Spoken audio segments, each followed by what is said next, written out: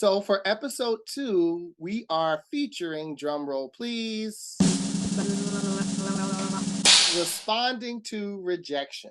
Rejection is absolutely a part of the game. Yes. And so I think this is like a more sensitive but very real topic.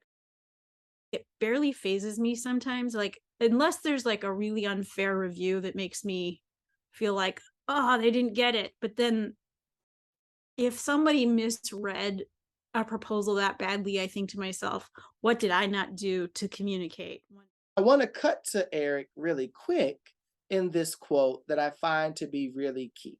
Our larger team will typically, as soon as somebody gets those review panels, we'll dive in right away. We'll do the post-mortem. We'll decide, at least make an initial assessment whether this idea is completely dead in the water and we just need to walk away from it, or whether it warrants further work.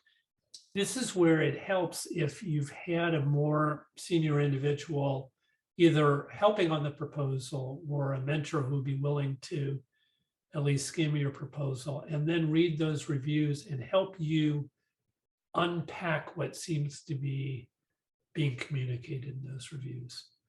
Because one, you may not be able to see it because of an emotional veil that's over you. Like all you want to do is say, those idiots, what the hell is their problem? Or it just could be that you just haven't had enough experience to kind of read between the lines and say, oh, that's what's going on here. That's what they may be saying this, but what they really don't like is X. And it actually makes me think about, some advice that I get from a very, very dear friend of mine, Dr. Monica Miles. Whenever we're writing together and we get our reviews back, one of the things that she listens for in the us reading out loud what the reviews are is what was that actual trigger word or phrase or concept that prompted the panelist or the reviewer to then say, I don't think that this is as strong, or there are concerns around this particular area.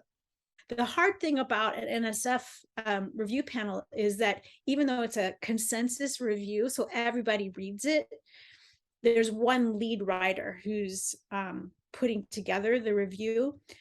So you might get the sticking point, but you may not have the multitude of perspectives of like what is going on.